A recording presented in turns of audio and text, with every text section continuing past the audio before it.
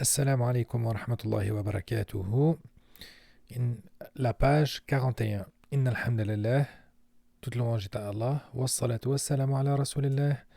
Et paix et salutations sur le meilleur des hommes, notre bien-aimé Muhammad sallallahu alayhi wa sallam. Nous continuons dans le contexte de Surat al-Baqarah, le contexte où Allah nous parle un peu de l'histoire de Bani Israël. Et aujourd'hui, on va parler de la bataille de David contre Goliath. Bonne lecture.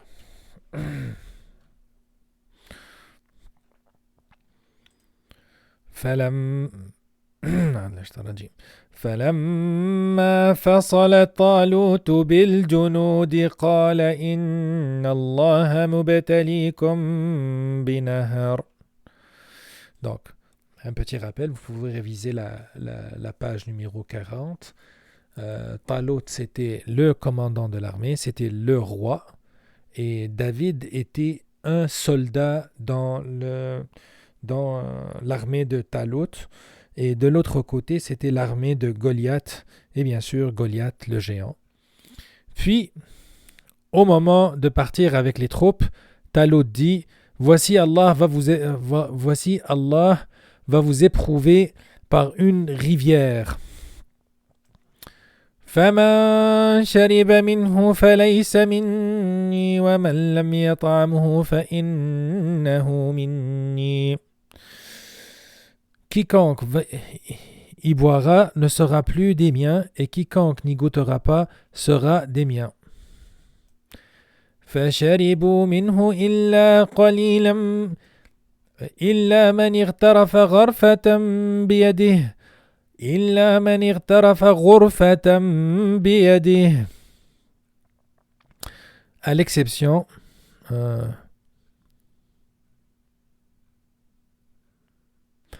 passe pour celui qui épuisera un coup dans le creux de sa main. Bon, un peu d'explication.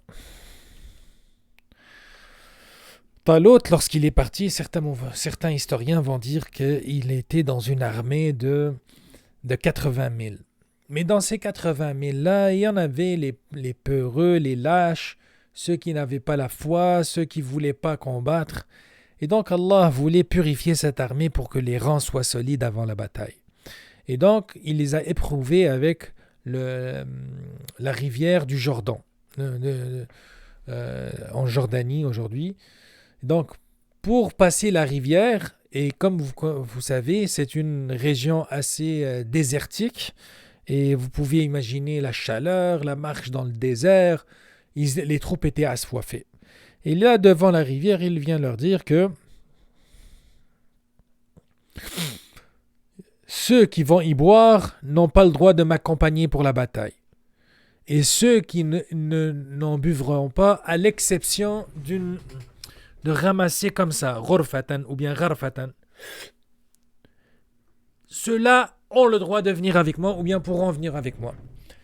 Alors, le Coran dit que la majorité écrasante a bu.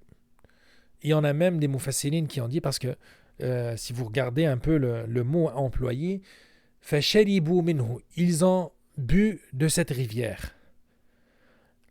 Alors que il leur a interdit de boire et de manger, mais le mot وَمَنْ لَمْ يَطْعَمْهُ est celui qui n'en mange pas. Mais comment on peut manger de l'eau? Ça ne marche pas.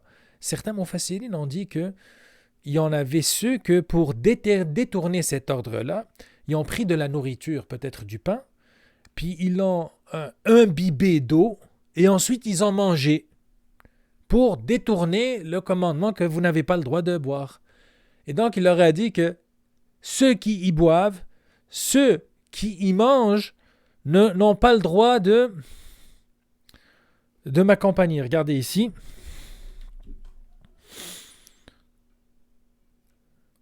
وَمَنْ لَمْ يَطْعَمْهُ. Regardez. فَمَنْ شَرِبَ مِنْهُ, celui qui en boira, فَلَيْسَ مِنِّي, ne sera pas de moi ou bien n'a pas le droit de m'accompagner.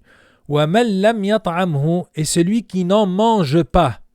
Ta'am, c'est la nourriture. Wallahu a'lam si c'est vraiment ça. L'essentiel, c'est que seuls ceux qui ont rempli une seule main avec de l'eau, ceux-là ont été comme leur soif, les Mufassirines vont dire que leur soif s'est éteint avec ce peu d'eau, puis ils ont continué. Certains Mufassirines vont dire qu'ils étaient 4000, alors qu'au départ ils étaient 80 000, et certains vont dire que non, ils étaient au même nombre que ceux dans la bataille de Badr, avec le prophète alayhi salatu wassalam, et donc 314. Allahu a'lam, l'essentiel c'est qu'ils étaient une petite minorité qui s'est abstenue de boire, qui a réussi ce test. Puis, subhanallah, c'est vraiment un test intelligent de la part de Talut, mais sous révélation d'Allah, c'est que il voulait seulement des gens qui sont là pour faire réussir cette cause. Ceux qui sont là juste par gêne, pour qu'on dise pas d'eux que c'est des lâches, parce qu'ils sont là contre leur gré, qu'ils n'ont pas la foi, on n'en veut pas. On veut seulement des vrais croyants dans cette bataille à venir contre Goliath.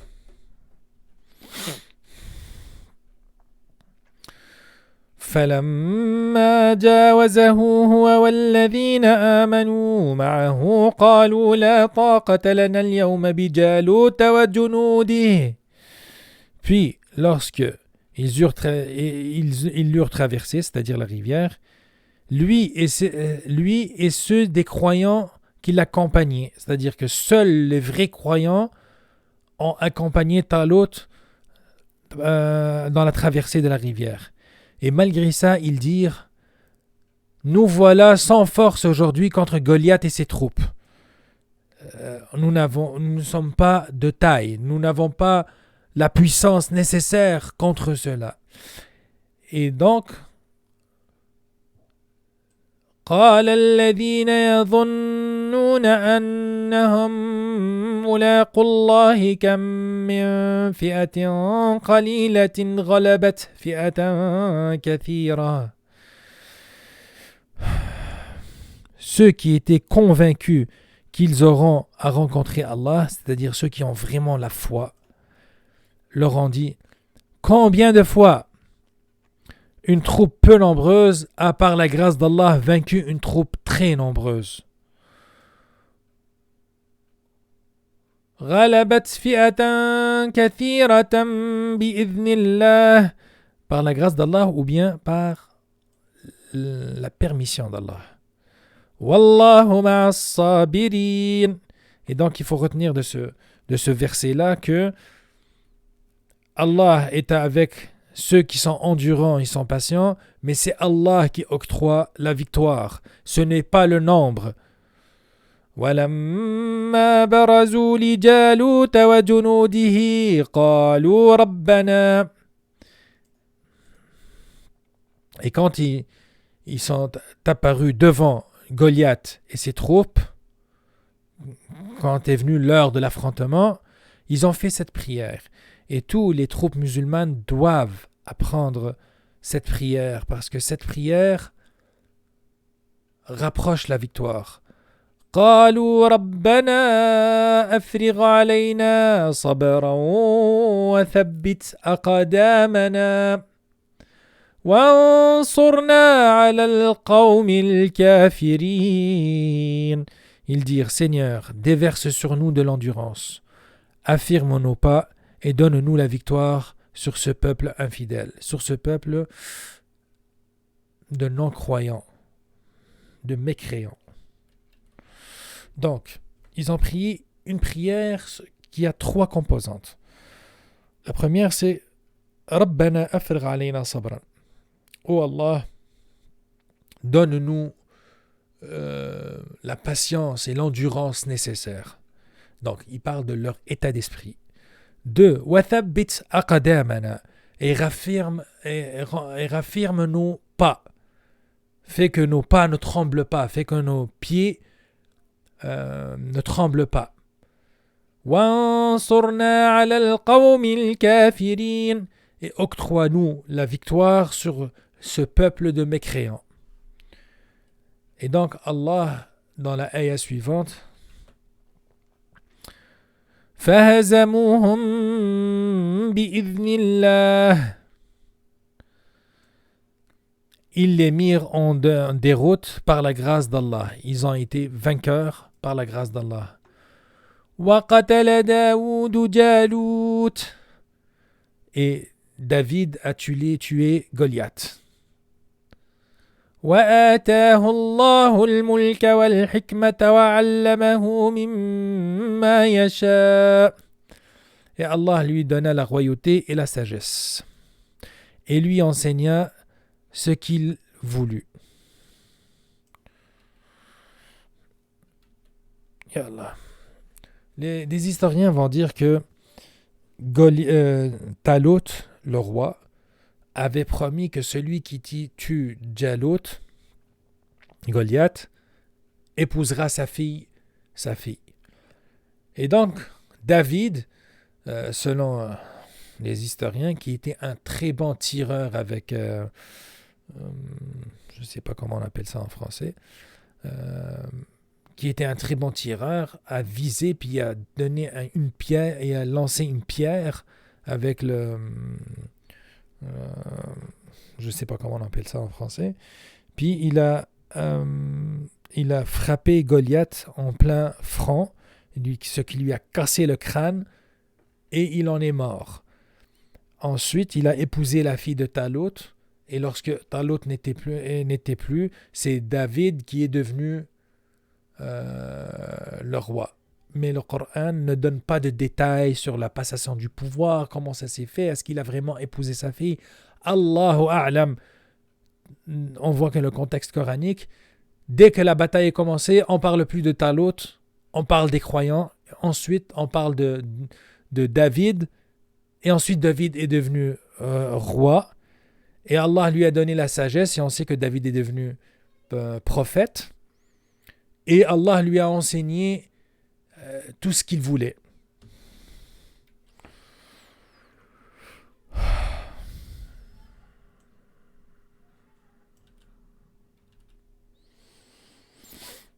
ولولا دفع الله الناس بعضهم ببعض لفسدت الأرض ولكن الله ذو فضل على العالمين.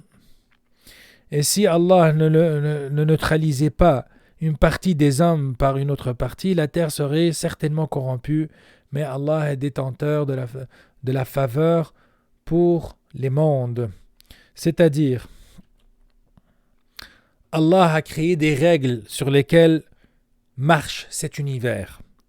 Et une des règles, c'est la règle de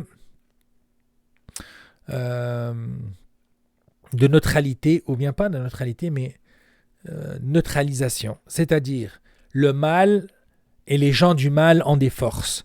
Et le bien et les gens du bien ont des forces. Et les deux se combattront jusqu'à la fin des temps. Fait que lorsque tu vois sur terre la corruption, puis le mal, puis les crimes, puis les enfants qui sont bombardés avec du phosphore blanc, puis les peuples isolés, bombardés, puis les tyrans, c'est parce que les croyants, les gens de bien, n'ont pas été à la hauteur de la mission pour neutraliser le mal des gens du mal. C'est aux gens du bien, des croyants, de prendre les mesures nécessaires et la force pour imposer la paix, pour imposer la droiture et pour imposer la justice. Fait que si on voit de l'injustice et de la corruption, la question ne devrait pas être il est où Allah pour permettre ce genre de crime, mais plutôt ils sont où les gens d'Allah, les croyants qui se disent croyants, ils sont où? Ils ne sont pas à la hauteur et c'est pour ça qu'on voit la dominance du mal de nos jours. Mais les gens du bien vont venir, Inch'Allah. Puis ils vont faire régner paix et justice sur terre quand Allahu A'lam.